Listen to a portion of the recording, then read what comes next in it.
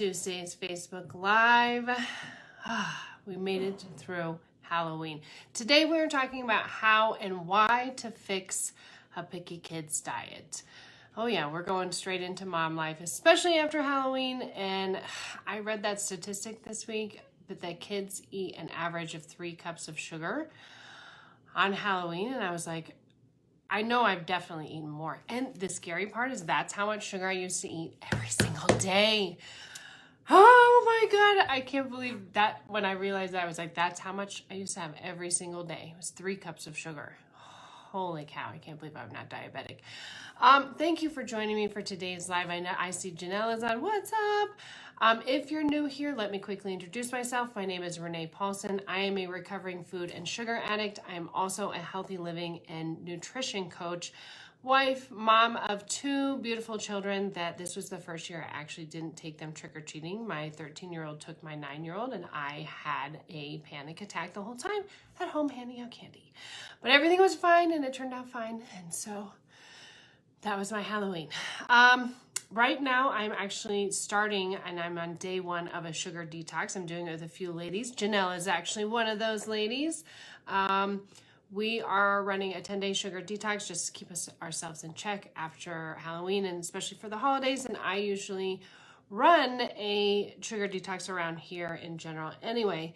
So I lost my train of thought. But I am going to be having a live round.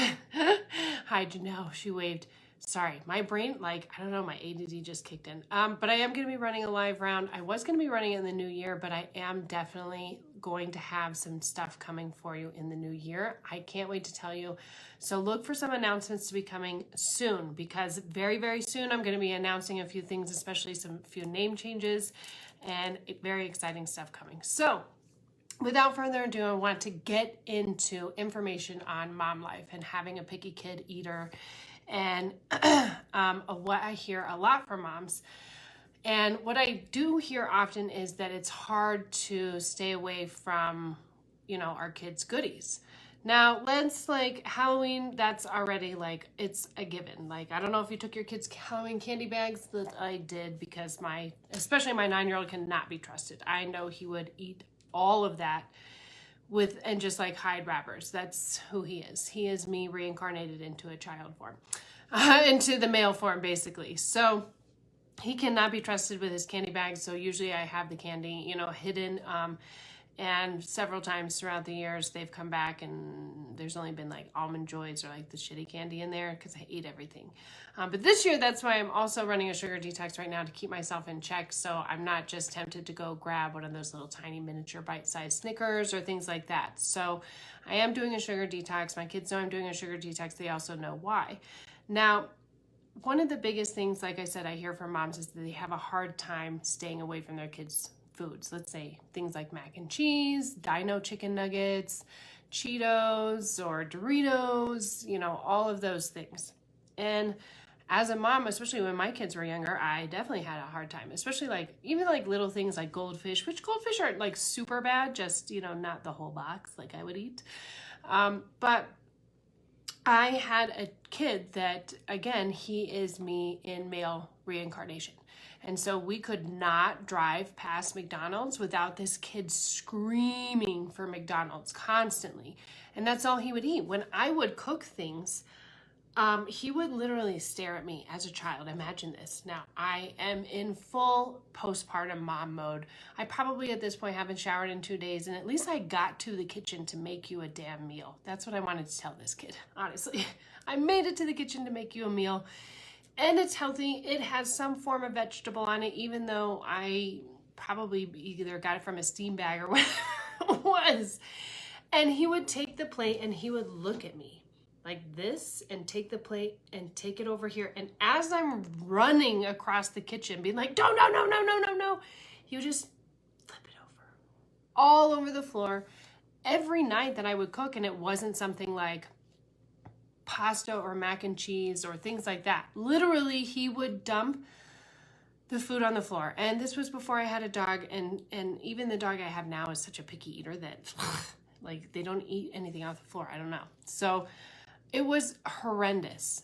And he would do this anytime I would eat and have any form of anything that was healthy. He would just throw it. And like my daughter would eat it, and I didn't have any problem with that.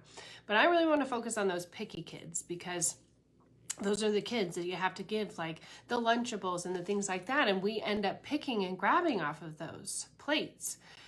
And what it took me a hard and a long time to kind of realize, and of course I had mom guilt for many, many, many, many years afterwards, because I felt, well, I passed my food and sugar addiction on to him, because he would do the same things.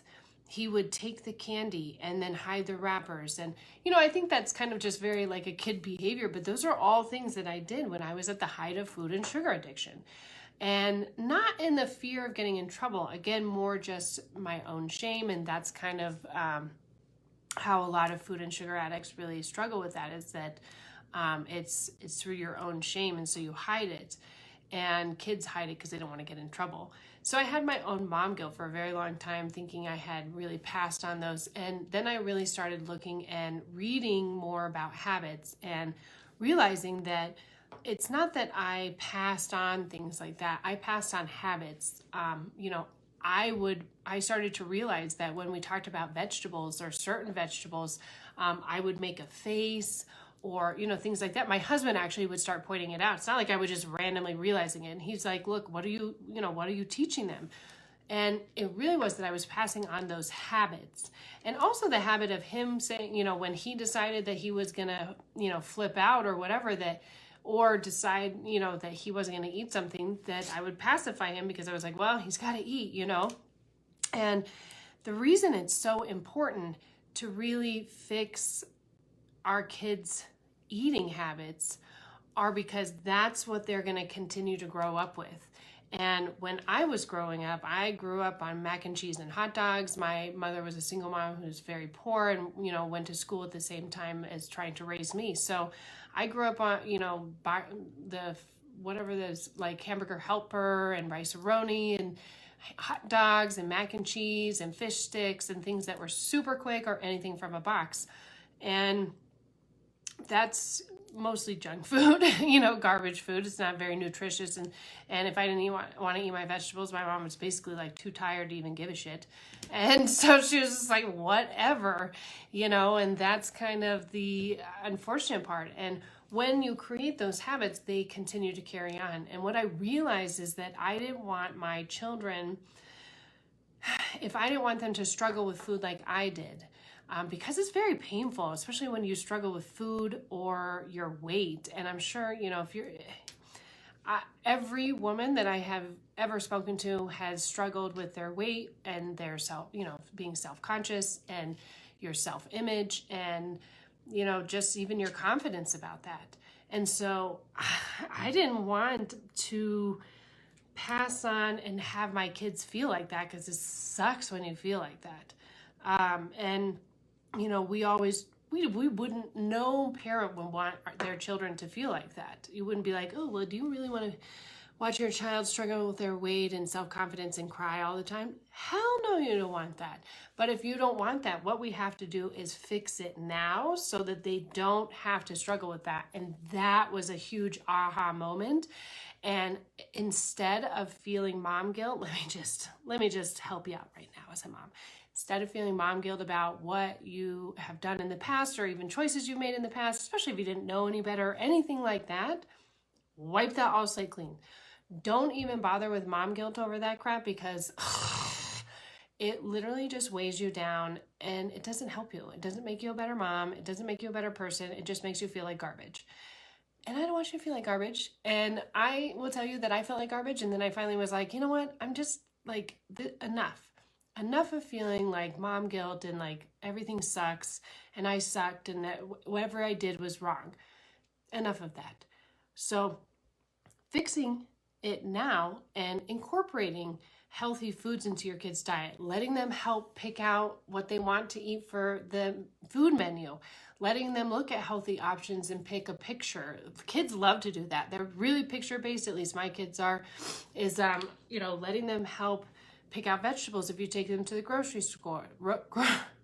grocery store, depending on how young your kids are. Now, when my kids were little and that was annoying, I honestly didn't do it.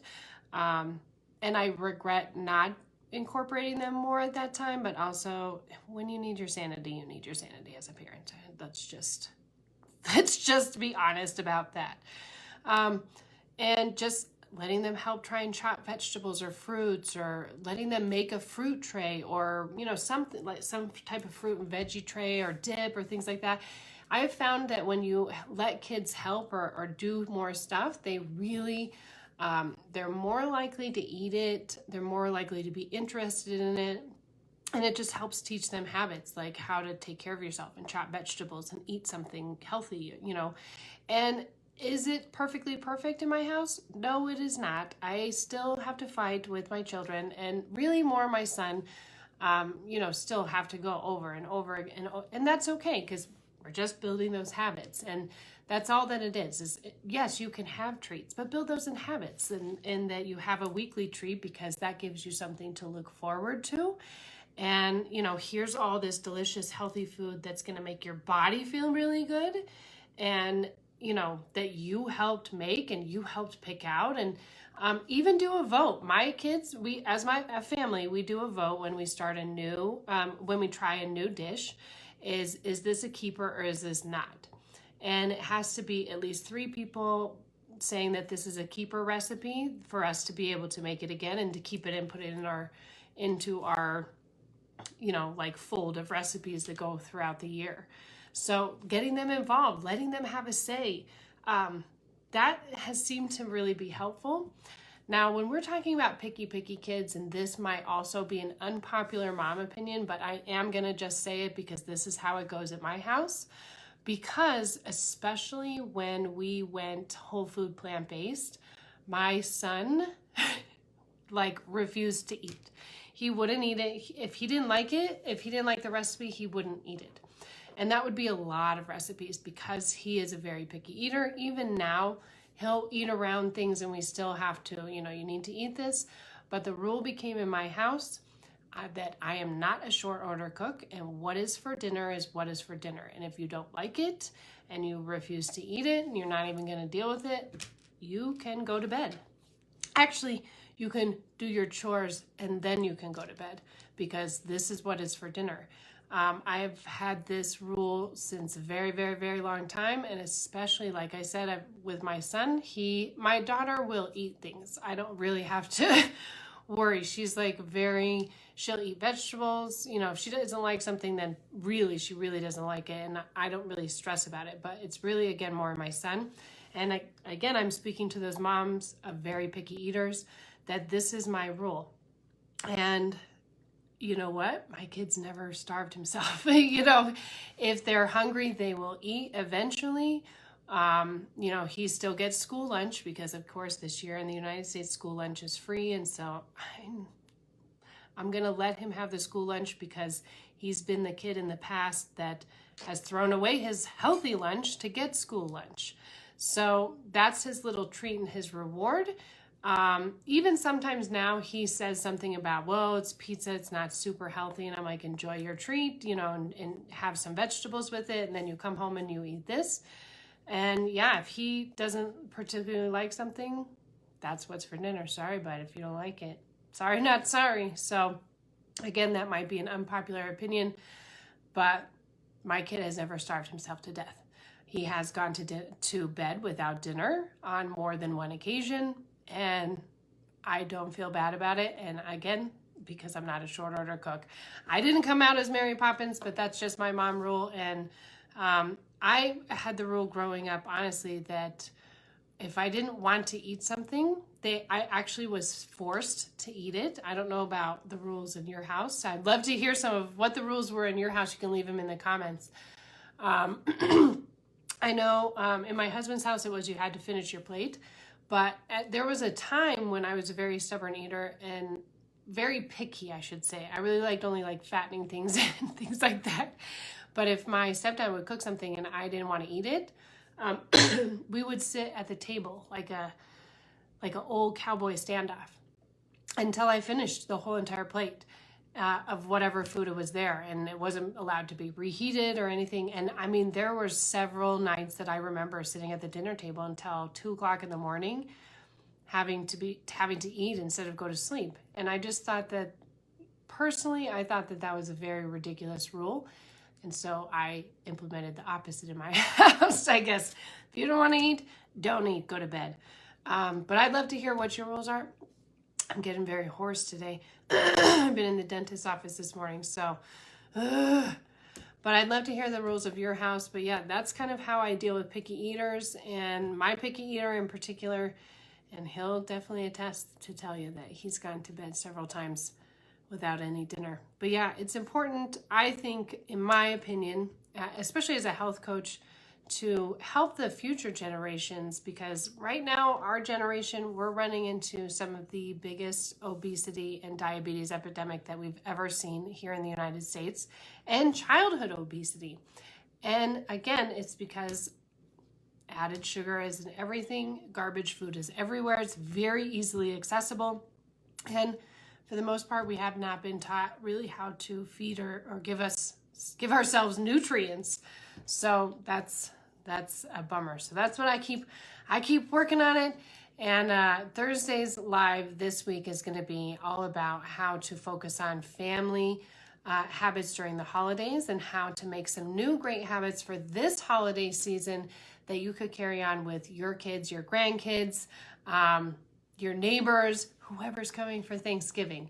And it's all going to be a focus instead of around food, but actually around enjoying each other. Yes, there's food there. Yes, I'm going to discuss how to handle the food during the holidays. I'm giving some of my best tips leading up to the holidays. I know that this is a very stressful time of year, especially if you do struggle with food and sugar addiction. This can be a really rough time of the year. Winter is upon us. So the holidays have arrived, and I will be giving some of my very, very best tips. If you are not a member of the private Facebook group that I do an exclusive live for every Thursday afternoon, I'm going to put that in the comments. I'll put the link in the comments. You can go over there. You can join in. Make sure your notifications are turned on so you can hop on live, say what's up, ask any questions that you have, anything like that. Other than that, if you don't follow me on Instagram, or sometimes I think Facebook stories, but more Instagram stories, I am detailing over the next 10 days my sugar detox, what I'm having for my sugar detox, and what obviously I'm not having any sugar, but also the extra things that I'm not having, like added maple syrup, things like that. So make sure you follow me over on Instagram at the Sugar Detox Coach, and you can check out my stories and see all of that information. Otherwise, I thank you so much for being here. I love you bunches. I hope that you found this information informative. I'd love to hear what some of your rules at your house are.